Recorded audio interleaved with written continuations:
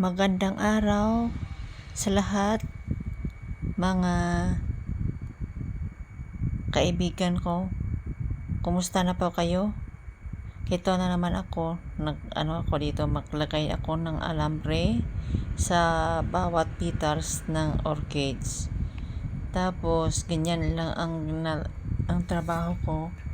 Madali lang naman gawin, pero kailangan lang din dahan-dahan yung paglagay ng para hindi siya mapigtas. Kaya ganyan nilalagyan ng alambre para maganda ang pagkasalansan ng bawat petals ng orchids.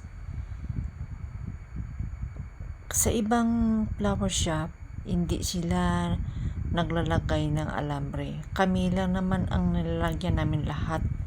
Oo, lahat ng petals nilalagyan namin ng alambre. Sa iba, yung hindi lang nakasalansan ng maayos, yun ang nilagyan nila ng Kaya sa amin dito sa may shop, maganda ang pagkasalansan ng mga petals kasi siyempre kapag may alambre, ma-adjust mo siya.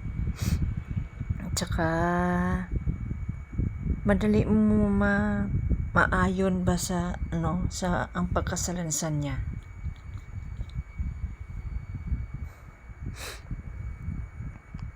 Kaya gina-off ko ang mic kasi may music, malakas kasi ang sound dito sa loob ng flower shop, kaya gina-off ko. Pero pag i-open ko, mayroon pa rin. Oo, mayroon pa rin. Yan, delete ko na lang sa patag nito. Delete ko na lang sa in-edit ko lang, tapos i-delete yung music, tapos i-record ulit, parang wala lang siya sound, tapos sampawan na lang ng voice over. Pasensya na kayo guys kung pangit yung boses ko, kasi ganito talaga yung boses ko,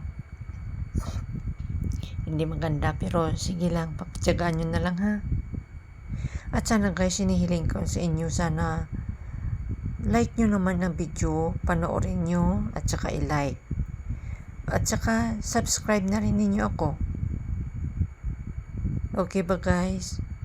Subscribe nyo ako dito sa YT ko. Bago lang ito channel ko eh. Wala pa nga isang linggo to channel ko. Kaya 3 piraso pa lang yata subscriber ko. Subscribe nyo naman ako guys. Parang awa nyo naman. Parang kung magka 50 o 100 subscriber sana, pwede na ako makapag-live.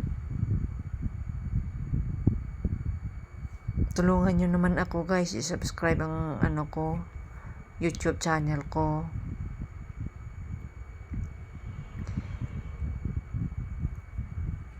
Itong mga orchids, hindi ko pa kasi gusto ko i-search ito, yung pangalan ba, yung i-search ko sa YouTube ang pangalan, tapos yung patawag nyon, yung may nakalimutan ko ano tawag yun, yung parang sa science yun eh.